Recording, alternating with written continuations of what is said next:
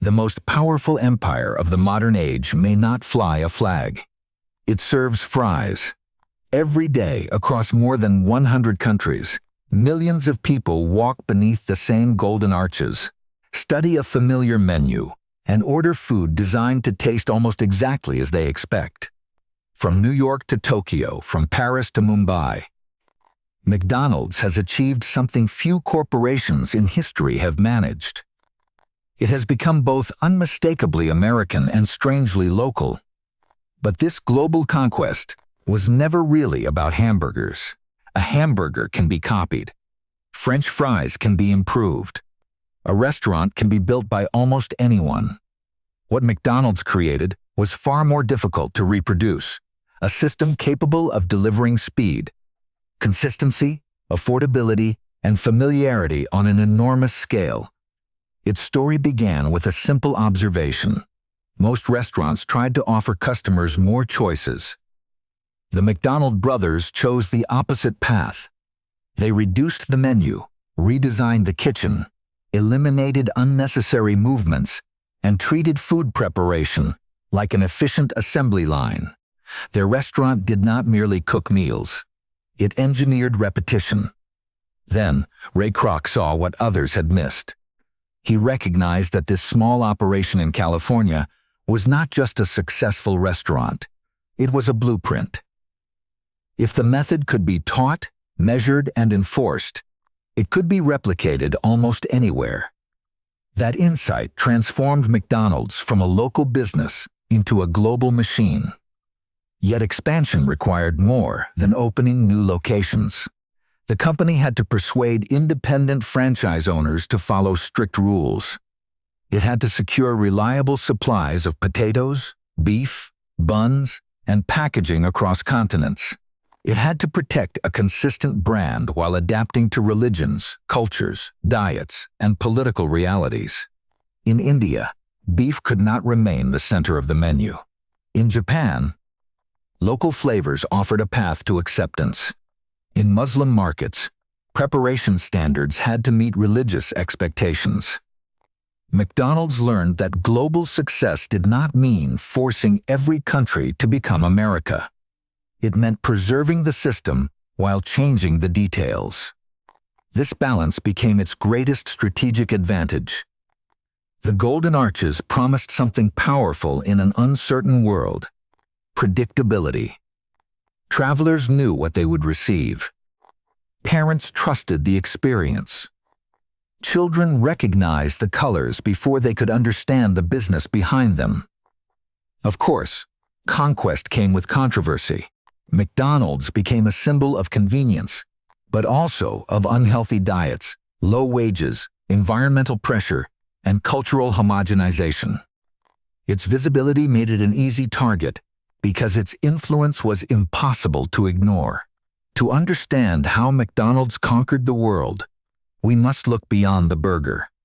We must examine the system, the real estate, the franchises, the psychology, and the extraordinary discipline that turned a modest restaurant into one of history's most recognizable institutions. And that institution began with a remarkably simple sight: two golden arches, appearing in places that seemed to have little in common: a crowded avenue in New York, a narrow street in Tokyo, a shopping district in Shanghai, a quiet European suburb, a restaurant beside a highway, or inside an airport. In each location, the surroundings may change completely. Yet the symbol remains familiar. How did a small hamburger restaurant in California become one of the most recognizable brands on earth?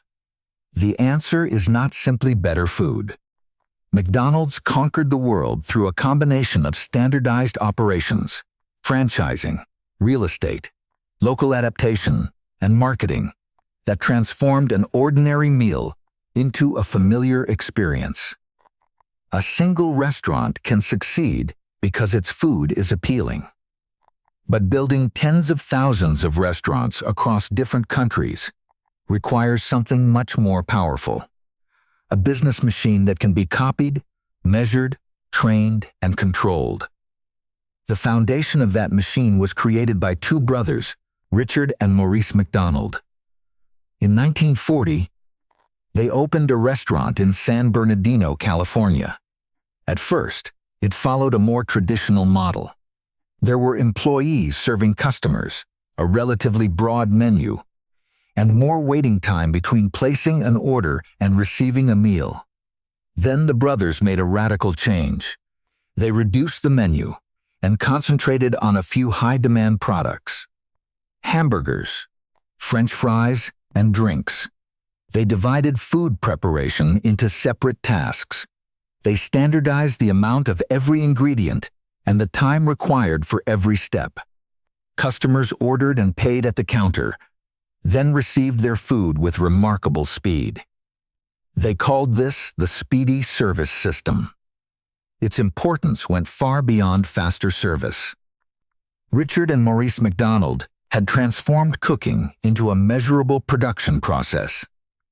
Instead of depending on the instincts of individual employees, the restaurant depended on repeatable procedures. The same burger could be assembled in the same sequence. The same fries could be prepared according to the same standard. The same customer experience could be reproduced again and again. That was the breakthrough. The brothers had not merely created a successful local restaurant. They had created a format capable of being replicated on a much larger scale. But a powerful system still needed someone who could recognize its potential. In 1954, Ray Kroc was working as a salesman of milkshake machines when he received an unusually large order from the McDonald brothers restaurant. Curious, he traveled to San Bernardino to see the operation for himself. Kroc did not see only a busy hamburger stand. He saw a system that could be expanded across America. The McDonald brothers created the formula. But Ray Kroc was the man who turned that formula into an empire. What Ray Kroc witnessed in San Bernardino was remarkable in its precision. Customers arrived in a steady stream, yet orders were completed within seconds. Every employee had a clearly defined position. The menu was limited, the products were simple, and quality was easier to control. Richard and Maurice McDonald saw an exceptionally efficient restaurant. Kroc saw something larger, a business model that could be copied thousands of times. If one restaurant succeeded because of its system, then that system could be taught, transferred, and reproduced by other operators. Kroc persuaded Richard and Maurice McDonald to let him expand the McDonald's name through franchising. The idea was straightforward. A local investor would provide the capital and operate a restaurant. McDonald's would provide the name, the menu, the operating methods, and strict standards. In return, revenue and fees would be shared according to their agreement. This structure allowed the company to grow without financing every new location itself. In 1955, Kroc opened a McDonald's restaurant in Des Plaines, Illinois. Its location was strategically important. Illinois offered access to the American Midwest and proved that the system could travel far beyond California. The Golden Arches were no longer tied to one successful hamburger stand. They could become a recognizable presence in communities across the country. But the partnership between Kroc and the McDonald brothers grew increasingly difficult. Kroc wanted faster expansion, tighter control, and one consistent identity for every restaurant carrying the McDonald's name. Richard and Maurice were more cautious. They had already achieved financial success and were less willing to accept the risks and compromises of rapid national growth. Their conflicting ambition eventually led to a decisive separation. In 1961, Kroc bought the brothers' interests and gained control of the brand and its expanding system. Yet, McDonald's history cannot be reduced to the achievement of one man. Richard and Maurice McDonald invented the streamlined service model. Ray Kroc built the organization, franchise network, and expansion strategy that carried it around the world. The empire emerged from both operational innovation and commercial ambition. Under Kroc, the restaurant became something closer to a replication machine. Recipes were converted into precise procedures. Employees were trained to follow the same standards. Equipment, kitchen layouts, portions, and service times were increasingly standardized. A new location did not need to invent its own way of operating. It only needed to reproduce a formula that had already been tested. But to open thousands of restaurants, McDonald's needed more than a famous brand. It needed a financial model that made every participant want to join. The solution was franchising. If McDonald's had financed, built, and managed every restaurant itself, expansion would have been far slower. Each opening would demand more capital, staff, supervision, and property, while concentrating every risk inside one company. Instead, local partners invested their own money and operated the restaurants. McDonald's provided the name, system, training, and proven operating formula. In return, franchisees had to follow strict standards. Today, most McDonald's restaurants worldwide are operated by franchisees, not directly by the corporation. This meant McDonald's was selling far more than hamburgers. It was offering people the chance to own a business with an established brand, tested processes, recognizable products, and an existing stream of customer demand. The entrepreneur still carried responsibility, but did not begin from zero. The philosophy was simple: be in business for yourself, but not by yourself. Three groups made the system work: McDonald's, its franchisees, and its suppliers. Franchises wanted sales and profits. McDonald's wanted disciplined, sustainable growth. Suppliers wanted reliable, long-term orders. Because their interests were connected, each group had a reason to protect quality and strengthen the network. Expansion was therefore not a chaotic race to plant signs everywhere. It was controlled growth supported by shared incentives. But the deeper advantage was real estate. McDonald's often owned, leased, or otherwise controlled strategically valuable sites, then rented them to franchisees. This created several income streams at once. The company could collect franchise fees, receive a share of restaurant sales, and earn rent from the property. Just as importantly, controlling the site gave McDonald's influence over location, appearance, and the long-term presence of its brand. The best sites were rarely accidental. They appeared on busy intersections, near shopping centers, schools, offices, airports, and highway stops, where traffic and visibility could generate steady demand. A restaurant might struggle during a difficult period, but well-positioned land could retain value for decades. That is why McDonald's can be understood not only as a fast food chain, but also as a vast real estate enterprise. This structure strengthened discipline. Because access to the site depended on the wider agreement, McDonald's held leverage that a simple brand licensor would not possess. The franchisee gained a location and a trusted system. The corporation gained recurring income, tighter oversight, and an asset whose usefulness could outlast menu trends. Competitors can copy a burger recipe. They can imitate the colors, the counter, and the promise of fast service. What they cannot easily copy is the entire structure at once. Thousands of strategic locations, relationships with franchisees and suppliers, a mature supply chain, decades of operating data, and a brand built through repeated experience. Even with capital and prime locations, however, the system would still face one final test. McDonald's had to ensure that a Big Mac, wherever it was served, created the same familiar feeling. That feeling of familiarity is one of McDonald's most powerful products. When customers enter an unfamiliar city, they face uncertainty. Will the local food suit their taste? Will the service be understandable? Will the price be reasonable?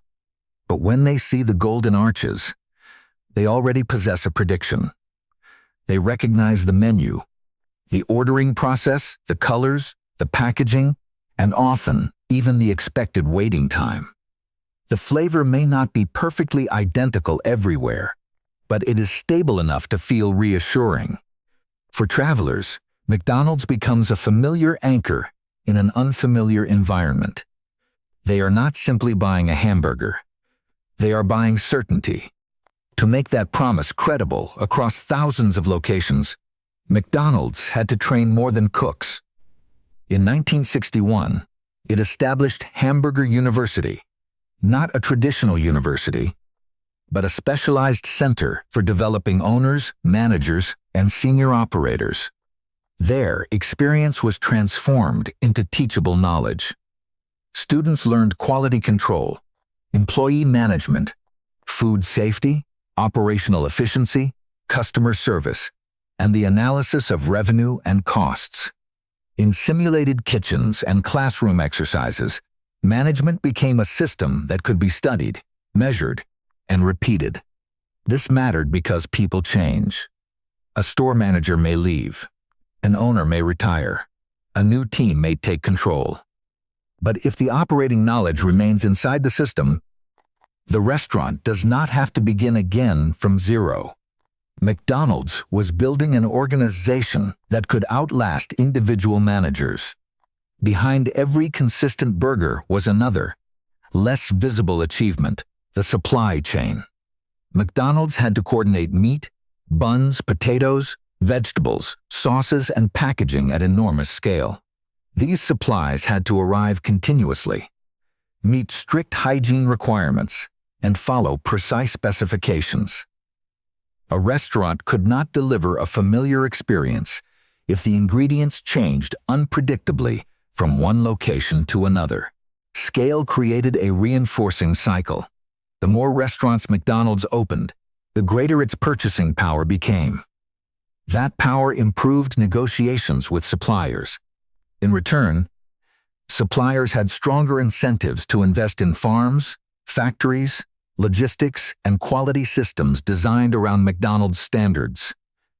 Better supply supported more locations, and more locations strengthened the supply network. But consistency also carried a cost. A single failure in one market could damage trust in the entire brand. And if procedures became too rigid, McDonald's could appear disconnected from local culture. The company, therefore, had to preserve a global framework while allowing individual markets to adjust their products and practices. That is the paradox at the heart of McDonald's strength. Global in its system, but local in its experience. That paradox becomes clearest in the way McDonald's approaches food. Many global brands make the same mistake. They take the product that succeeded at home and export it almost unchanged, assuming customers everywhere share the same tastes. McDonald's chose a different path. The service system could remain consistent, but the menu had to speak the language of each market. And localization meant more than changing ingredients. It required attention to religion, tradition, purchasing power, eating habits, and local preferences. One of the clearest examples began not at corporate headquarters, but in Cincinnati. In 1963, a McDonald's franchise owner noticed that sales declined every Friday. The reason was connected to the local Catholic community, whose members traditionally avoided meat on that day. Instead of ignoring those customers, the restaurant developed the filet-o-fish. The significance of this decision goes beyond the sandwich itself. Innovation did not have to come from the center. People working closest to customers could identify needs that executives elsewhere might never see. When the system was flexible enough to listen, a small local experiment could be tested, standardized, and eventually offered around the world. The pattern was simple. The local market discovered the opportunity. The corporation refined the solution, and the wider network expanded it when the idea proved successful. India presented an even deeper challenge. Beef carries profound religious sensitivity for many Hindus, while a large part of the population follows vegetarian eating practices. McDonald's could not simply bring its Western menu into the country and expect acceptance. It had to redesign the offer itself. Among the results was the Makaloo Tikki, a burger built around a seasoned potato patty. The company also paid close attention to ingredient choices, kitchen procedures, and the separation of preparation processes. This allowed different customer groups to feel that the restaurant respected their beliefs, rather than asking them to compromise them. That lesson is central to globalization. Becoming international does not mean erasing differences. Sometimes a brand becomes truly global only when it learns how to respect them. In Japan and other Asian markets, McDonald's has continued experimenting with local flavors, distinctive sauces, seasonal products, and limited campaigns connected to popular culture. Wasabi-inspired burgers and regional variations can make an international brand feel familiar without becoming predictable. Limited-time products also give customers a reason to return, because each visit may offer something new to discover. This is McDonald's formula, a global framework filled with local meaning. The system stays consistent, while the story, flavor, and experience change from place to place. After making customers feel understood, McDonald's learned how to make them want to come back again. That desire was built through something more powerful than food alone. McDonald's learned to sell an experience for almost every kind of customer. For children, the Happy Meal combined food, toys, and familiar characters. It turned lunch into a gift, a collection, and eventually, a childhood memory. Limited collaborations added urgency. Miss today's toy, and it might disappear tomorrow. For families, McDonald's offered a quick meal in a familiar setting. Workers found speed and convenience. Travelers found a recognizable refuge in an unfamiliar city. The brand made that familiarity visible. Golden arches, red and yellow colors, mascots, packaging, jingles, and slogans could signal McDonald's within seconds, even before anyone read the name. Those symbols moved beyond restaurants and advertisements. They appeared in films, music, social media, and everyday conversation. Once a brand becomes part of popular culture, people carry its meaning for it. Advertising is no longer confined to television screens or roadside signs. It lives in jokes, memories, references, and shared rituals. Yet recognition alone cannot protect a company from change. When inflation rises and household budgets tighten, McDonald's emphasizes value bundles, lower-priced menus, and the promise of a meal that remains quick and accessible. As customer habits move toward digital convenience, the system moves with them.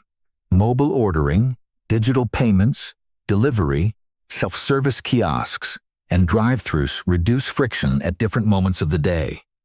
This reveals a deeper strength. McDonald's does not adapt only its recipes. It adapts prices, sales channels, service methods, and the ways customers interact with the brand. But scale also magnifies responsibility. McDonald's faces persistent questions about nutrition, environmental impact, packaging waste, and working conditions. It must also compete with local restaurants and newer fast food chains that may feel fresher, more specialized, or more aligned with changing values. The next test is not simply whether McDonald's can grow. It is whether an old global institution can keep innovating, become more transparent, and remain relevant to a generation with different expectations. The journey began when the McDonald brothers designed a faster way to serve food. Ray Kroc recognized that the process could be replicated. Franchising accelerated expansion. Real estate created financial power. Training and supply chains protected consistency. Localization helped the brand belong in different countries. And marketing transformed an ordinary meal into an experience, a habit, and a memory. McDonald's did not conquer the world because it made the best burger. It conquered the world because it built a system that millions of people could trust, operate, and want to join. Beneath every menu and campaign is the same promise. Wherever you see the golden arches, the experience will feel familiar enough to trust and flexible enough to fit. Now that the golden arches stand across every part of the world, what must McDonald's change to survive the next 50 years?